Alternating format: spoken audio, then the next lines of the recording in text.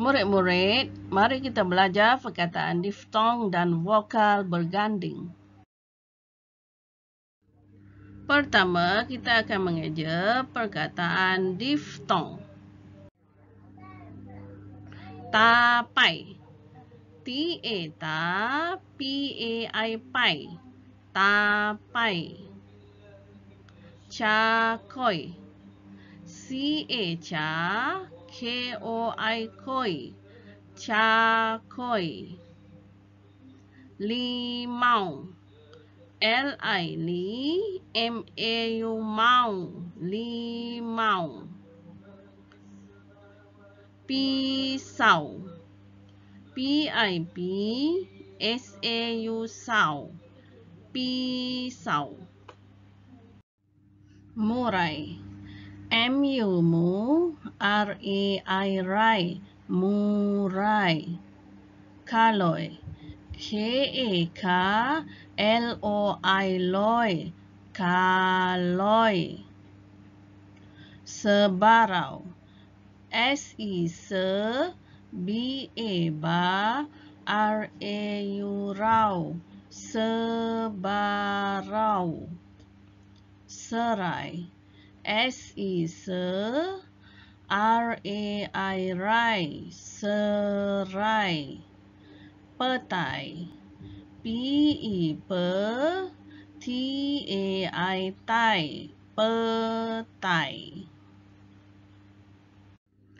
Sekarang kita akan mengeja perkataan vokal berganding. Durian. D-U-du, R-I-ri, A-N-an. Durian. Tiung.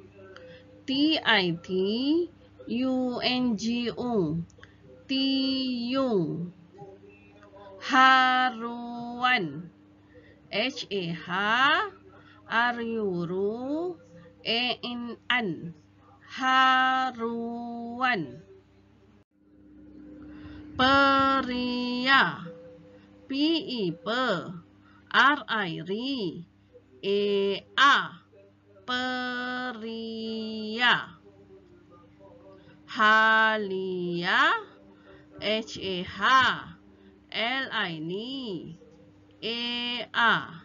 Halia.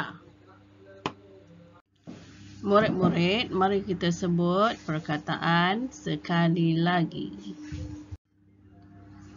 Tapai. Cakoi. Limau. Pisau. Murai. Kaloi. Sebarau. Serai. Petai. Durian. Tiung. Haruan. Peria. Halia. Sekian, terima